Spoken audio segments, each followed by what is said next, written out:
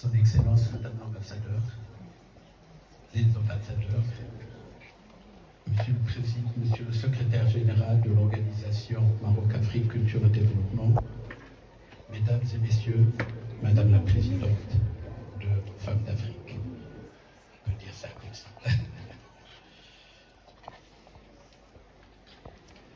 Avant toute chose, je voudrais, en tant que président de l'Organisation Maroc-Africa Culture et Développement, une ONG qui existe depuis 2011 et qui est présente aujourd'hui dans une trentaine de pays à travers des sections dans différents pays de l'Afrique subsaharienne, mais également au Canada et bientôt en Europe. Partenaire de cette manifestation, la 3e édition de la conférence internationale 70 femmes d'expertise d'Afrique, vous souhaitez à toutes, mesdames, la bienvenue à Tanger, cette ville merveilleuse, porte l'Afrique et au développement exceptionnel par son port Tanger-Med, qui est à l'intersection de l'Atlantique et de la Méditerranée, à la croisée des chemins, est classé au top 20 mondial des ports à conteneurs, exactement le 19e,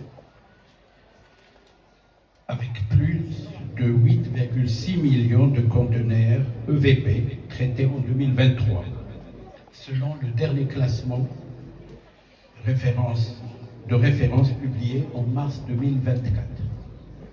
Ce port, le premier en Afrique, a intégré le top 20 mondial, renforce la position du Maroc comme hub dans le commerce maritime, avec des connexions maritimes directes vers 170 ports et 67 pays sur les 5 continents. Il joue déjà un rôle important dans la connectivité entre les ports africains et est amené, jouera un rôle très important grâce à un rôle que lui a assigné Sa Majesté le roi Mohammed VI lors de son discours à l'occasion du 48e anniversaire de la glorieuse Marche verte, le 6 novembre dernier. Et j'ai repris le discours de Sa Majesté à travers quelques points importants qui nous intéressent aujourd'hui. Je cite Sa Majesté: de fait, en dépit de la qualité de ses ressources humaines et de l'abondance de ses richesses naturelles, l'Afrique atlantique accuse un important déficit en matière d'infrastructures et d'investissement. Afin de remédier à cet état de choses, nous œuvrons de concert avec nos frères en Afrique et l'ensemble de nos partenaires à l'élaboration de réponses pratiques et efficientes adossées à la coopération internationale. C'est dans ce cadre que s'inscrit le projet stratégique de gazoduc Maroc-Nigeria, considéré comme un levier d'intégration régionale.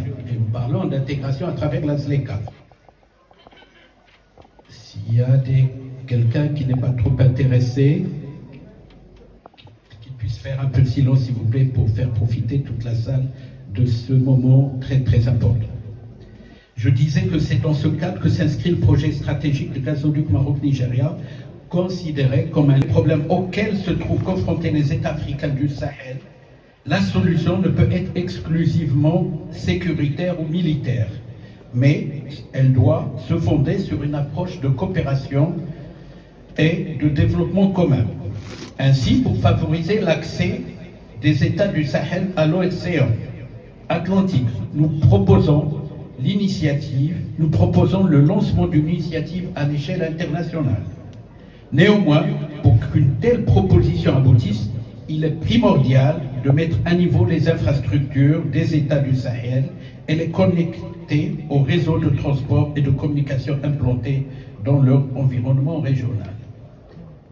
Parce que nous sommes convaincus, toujours la citation de Sa Majesté, parce que nous sommes convaincus que cette initiative transformera substantiellement l'économie de ces pays frères et au-delà, toute la région, le Maroc est disposé à mettre à leur disposition les infrastructures. Je voudrais d'abord dire merci à toute l'équipe, Monsieur Rachid, Rabia, vraiment l'équipe marocaine, les associations qui ont parlé tout à l'heure, c'est le terroir. On est vraiment entre femmes. Il y a des He4She.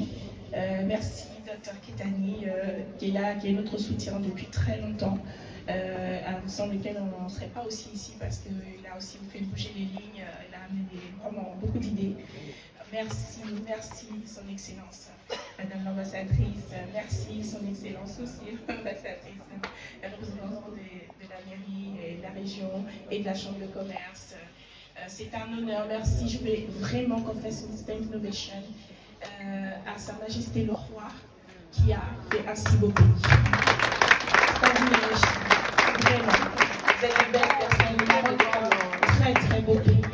Et vraiment, nous savons que les autorités marocaines travaillent juste pour dire vraiment qu'elles n'ont jamais, elles nous ont soutenues parce que c'était pas facile, mais elles étaient là. Et je voudrais vraiment saluer que c'est un très beau pays. Le Maroc est un très beau pays avec des gens compétents.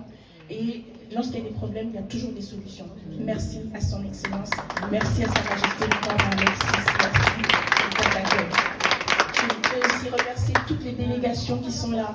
Vraiment, merci d'être venus. Vous avez dormi des fois à l'aéroport, vous avez été, vous n'avez pas lâché, vous avez cru en ce congrès. Merci pour ceux qui sont venus de France, du Cameroun, de Burundi, du Rwanda, de la RDC, et j'en passe. Vous êtes les bienvenus. Merci pour votre soutien.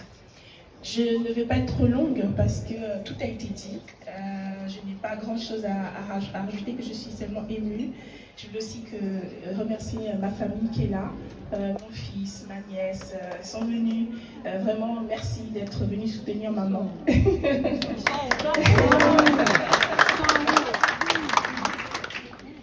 Alors, les objectifs du congrès, merci ma vice-présidente Georgette, qui est ma sœur aussi, qui est là. Et il y a eu beaucoup de choses qui sont passées hier. On a parlé de l'expertise féminine africaine. Ce congrès, c'est ça. C'est un honneur pour moi de prendre la parole. Je suis Gisèle Chamala. Je suis sous-directeur à l'Agence nationale pour la promotion des investissements.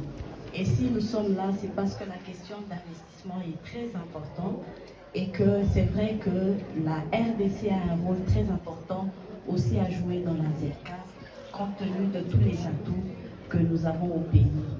Mais il faut vraiment que nous venons dans des pays de tout ce qui est fait par les autres pays et que nous puissions aussi apporter notre part. Nous n'avons pas beaucoup de choses à dire, mais pour nous, en tout cas, cet événement est de grande portée pour nous et nous avons beaucoup appris. Nous remercions les autorités et surtout le Maroc de nous avoir accueillis. Un très bon pays qui nous a impressionnés. Énormément, merci beaucoup. Et je remercie aussi cette initiative qui se tient dans notre cher Tanger, dans notre pays, le Maroc. Je sais que les premières éditions ont été tenues dans d'autres pays et nous accueillons vivement cette édition ici au Maroc et les prochaines aussi sont les bienvenues. Moi, je représente le secteur de l'enseignement supérieur en étant directrice de HEM Business School et par la même occasion directrice de Collège La Salle Maroc à Tanger. Donc, je représente LCI Éducation à Tanger. Et j'ai entendu et j'étais impressionnée par les mots des différentes personnes qui ont donné leur allocution.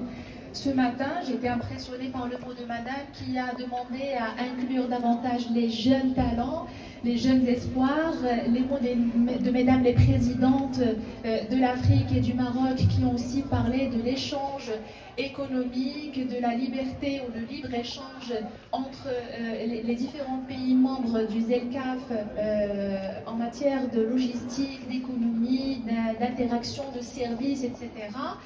Je tiens juste à préciser que tout cela, il peut réussir, mais nous avons besoin d'un ingrédient principal, celui de l'enseignement. Donc, ZLCAF, la ZLCAF, elle appelle l'Afrique à se recentrer sur elle-même. Et c'est le moment idoine pour se recentrer sur nous et aussi de croire en notre potentiel, croire en nos ressources. Et l'Afrique a toujours été fructueuse pour l'extérieur, pour l'Europe, pour l'Occident en général. Aujourd'hui, le moment est